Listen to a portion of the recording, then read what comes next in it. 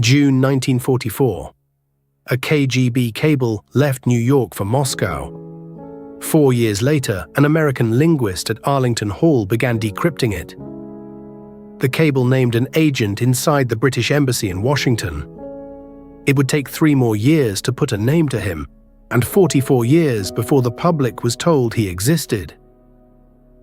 This is the file to understand how 5 young men from a single English university came to occupy the most sensitive positions in British intelligence, the Foreign Office, the Wartime Code-Breaking Centre at Bletchley Park, and the Royal Household.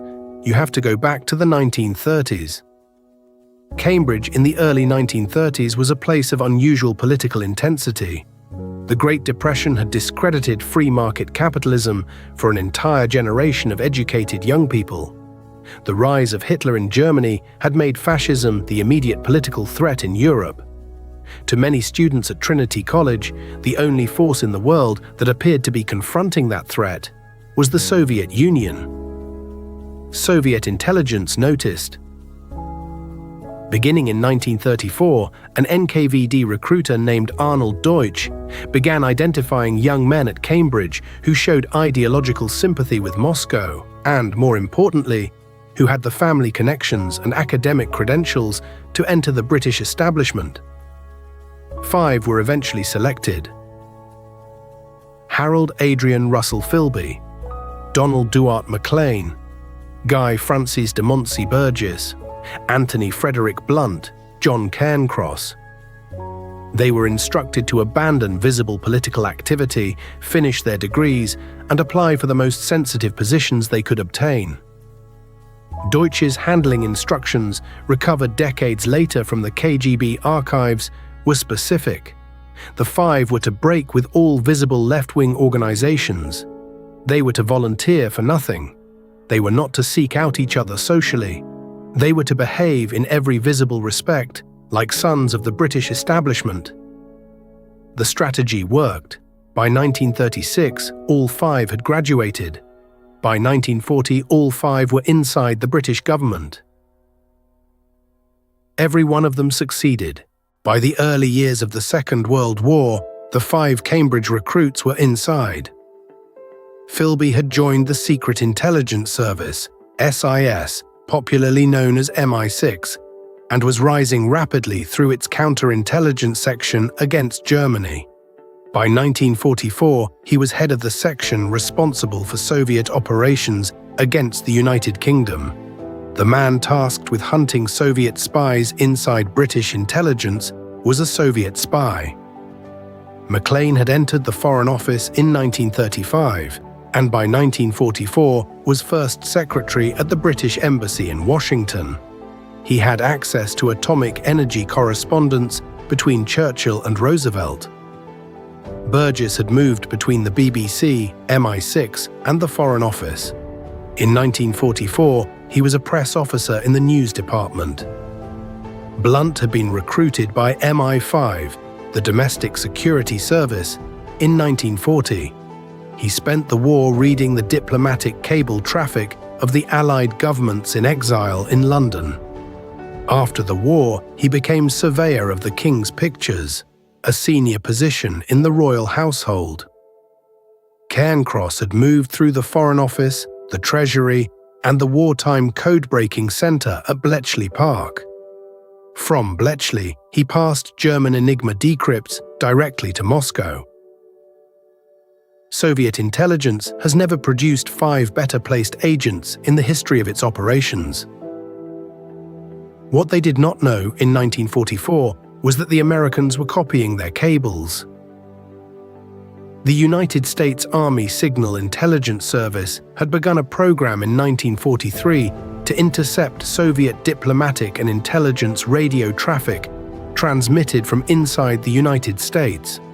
The Soviets used what was theoretically an unbreakable encryption system, the one-time pad. But during the war, under pressure, the Soviet cipher clerks reused some of the pads. That reuse was the opening. The program to exploit it was called VENONA. Meredith Gardner achieved the first major break in December 1946. By 1948, he had identified that a Soviet agent codenamed Homer had been reporting from inside the British Embassy in Washington during the latter part of the war. The KGB cable that named Homer had been intercepted in 1944. It had taken 4 years to decrypt. By early 1951, after 3 more years of work, the field of suspects had been narrowed to a handful of British diplomats who had served in Washington at the relevant time. The name at the top of the list was Donald Maclean. Philby, in his role at SIS, learned what the Americans had found. He warned Moscow. Moscow ordered Maclean and Burgess to flee. On the evening of Friday, May 25, 1951, the day before Maclean was scheduled to be interviewed by MI5, Burgess drove him to Southampton. They boarded the night ferry to Saint-Malo. From France, they traveled by train across Europe and into the Soviet Union. They surfaced publicly in Moscow 5 years later. Philby was now under suspicion as the man who had tipped them off. The American liaison side of his job evaporated. He was recalled from Washington. He resigned from SIS in 1951. But he was not yet exposed. The evidence against him was circumstantial. He spent the next 12 years working as a journalist in the Middle East, and continuing all that time to report to Moscow.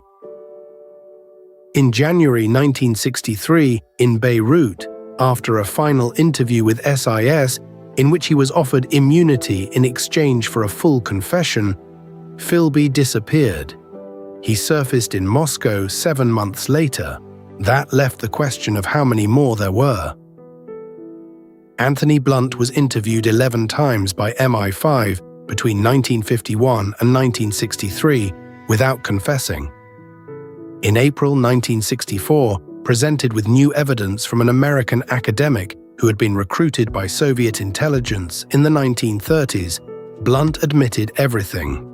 He had been a Soviet agent since 1937. He had passed thousands of documents from inside MI5 during the war. In exchange for his full confession, MI5 granted him immunity from prosecution. The agreement was kept secret from the British public. Blunt continued in his position as surveyor of the Queen's pictures for 15 more years. The arrangement was made public only in November 1979, when Prime Minister Margaret Thatcher disclosed it in a statement to the House of Commons. Blunt was stripped of his knighthood the same day. The identity of the fifth man took longer. John Cairncross was interviewed by MI5 in 1951 and again in 1964. He admitted having passed material to the Soviets during the war, but denied membership of any wider ring. He was permitted to retire abroad. His confession, like Blunt's, was kept secret. He was named publicly as the fifth Cambridge agent in 1990 by a former KGB officer who had defected to the West. By that point, the cables that had begun the whole investigation had been sitting in NSA vaults for 40 years. The decision to keep VENONA secret had been made in 1949. The Americans had not even told the FBI for the first 2 years. The British government was informed only in 1948, and only in the most limited terms. The Soviets, ironically, knew about VENONA almost from the beginning. They had been told by a KGB source inside the United States Army Signal Intelligence Service, named William Weisband, exposed in 1950. The British public, the people whose government had been penetrated to its core, were told nothing. The declassification of VENONA began on July 11, 1995. Over the next 16 years, the National Security Agency released approximately 3,000 decrypted cables, together with the analytical notes the codebreakers had attached to them in the 1940s and 1950s. The cables confirmed in detail what the defectors and the suspects' eventual confessions had only suggested. McLean had passed atomic energy correspondence. Philby had reported on Allied operations against Soviet targets in Eastern Europe. Burgess had provided thousands of Foreign Office documents. Blunt had given Moscow the order of battle of MI5 itself. Cairncross had delivered the German Enigma decrypts that Bletchley Park had been keeping from its own Soviet ally.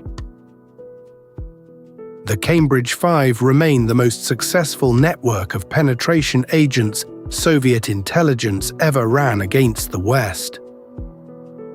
They were not exposed because the British intelligence services found them. They were exposed because, in a small building in Virginia in 1948, an American linguist named Meredith Gardner read a cable that had been sitting in a filing cabinet for 4 years. What the public was permitted to know and when was decided elsewhere for another 47 years. This is the secret record. If you want a declassified document fact each day, follow ADO Record Sec 26979 on X